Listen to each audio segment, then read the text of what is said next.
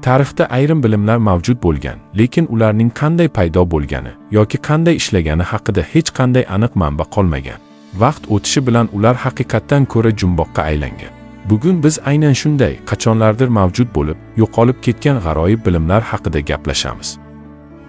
Rim imperiyasi buyuk janglar va ulkan hududlar bilan nom qozongan bo'lsa-da, eng noyob meroslardan biri qurilish texnikasi edi. Qad rostlagan ko'plab inshootlar 2000 yildan keyin ham mustahkam saqlanayotgani ajablanarli. Gap qadimiy Rim betoni haqida ketyapti. Zamonaviy beton ham kuchli, ammo baribir Rim ustalarining durdonasiga to'la tenglashish qiyin.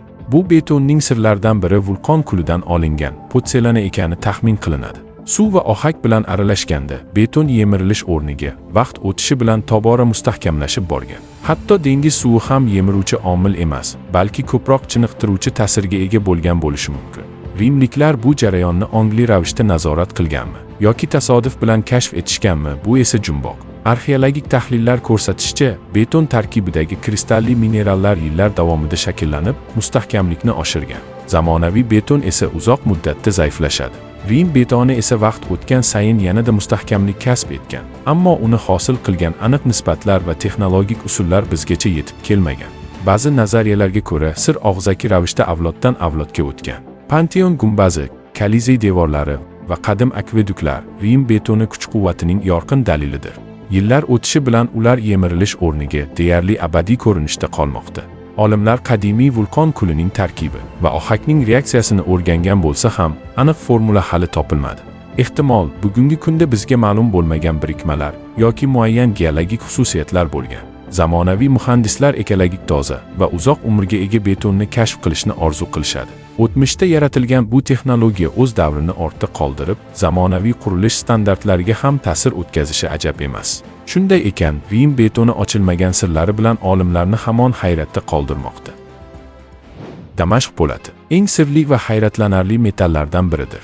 Ushbu po'latdan yasalgan qilichlar afsonalarga ko'ra shu darajada mustahkam va o'tkir bo'lganki, hattoki toshni ham kesishi mumkinligi haqida rivoyatlar bo'lgan. Albatta bu sal mubolag'ali tuyulishi mumkin, biroq Damashq po'latining shuhrati asrlar osha saqlanib kelayotgani bejiz emas. Tarixiy manbalarda Damashq so'zining o'zi Yaqin Sharq ustalarining benazir hunarini anglatgani ta'kidlanadi. O'rta asrlarda bu po'latni yasashda Hindistondan keltirilgan Westland nomli xomashyo asosiy rol o'ynagan deyishadi.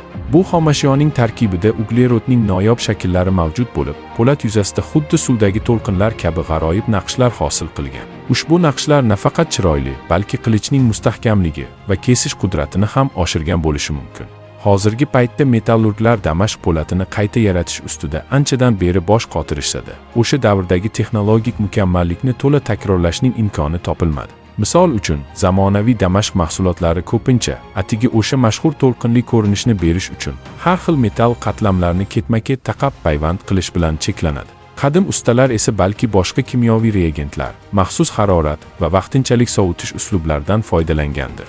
Damashq po'latining aniq sirini saqlab kelgan maxfiy ustaxonalar bo'lganmi yoki ustalar sirni yozma shaklda qoldirganmi, bu ham bir jumboq. Lekin haqiqat bitta, bu po'latning afsonalari o'rta asrlarda qurolsozlik san'atida eng yuqori cho'qqi bo'lib, u haligacha olimlar e'tiborini jalb etadi.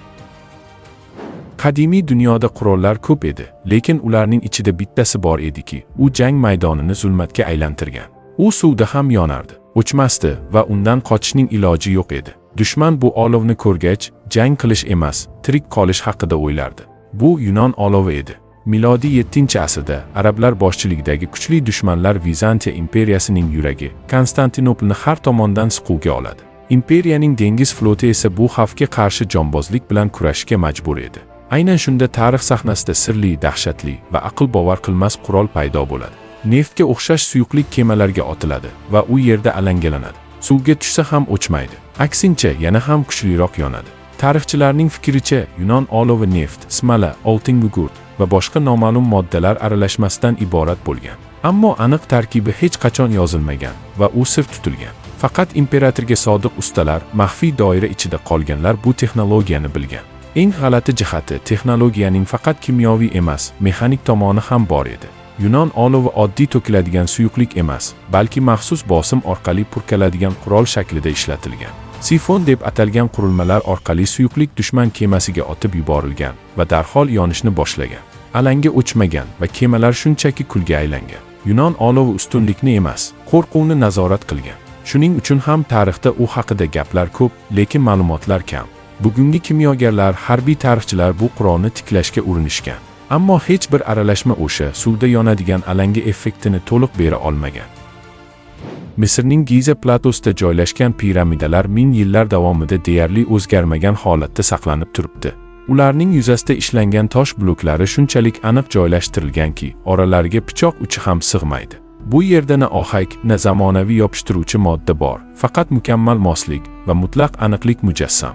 Qanday qilib qadimgi misrliklar zamonaviy asboblarsiz granit singari o'ta qattiq jinslarni shu darajadagi geometriya bilan kesish va birlashtirishga muvaffaq bo'lishgan?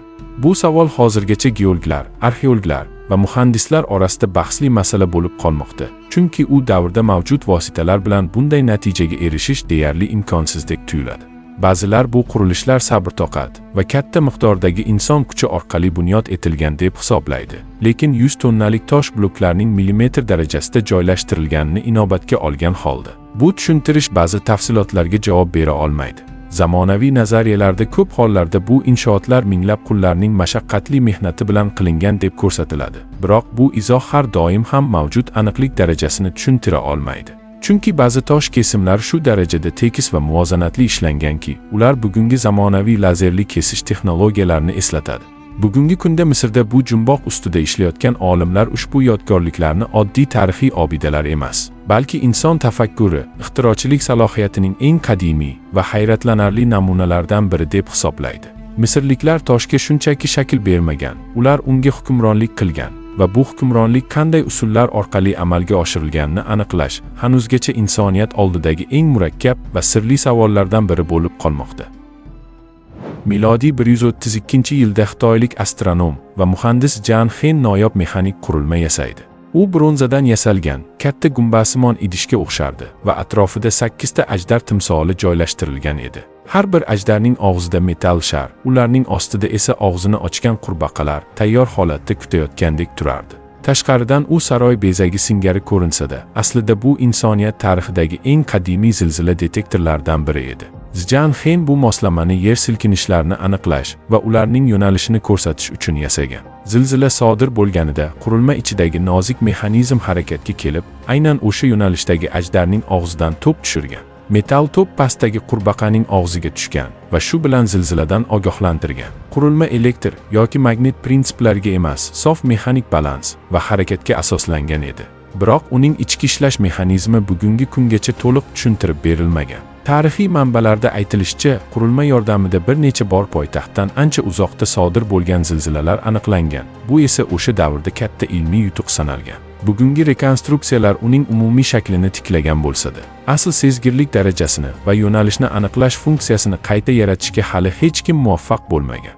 Jan Xenning ushbu ixtirosi nafaqat o'z davri uchun texnologik yutuq bo'lgan, balki jamiyatda xavfsizlik haqida o'ylash, tabiiy ofatlarga tayyor turish g'oyasini ham ilk marta amaliy shaklga keltirgan.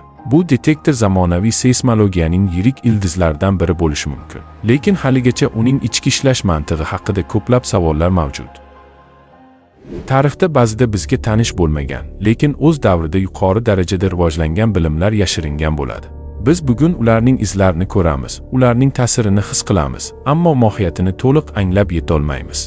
O'z fikrlaringizni izohlarda yozib qoldiring va obuna bo'ling. Shu kabi ko'plab sirli va qiziqarli tarixiy ma'lumotlar uchun Telegram kanalimizga ham qo'shilib oling. Kanal havolasi esa video tavsifida.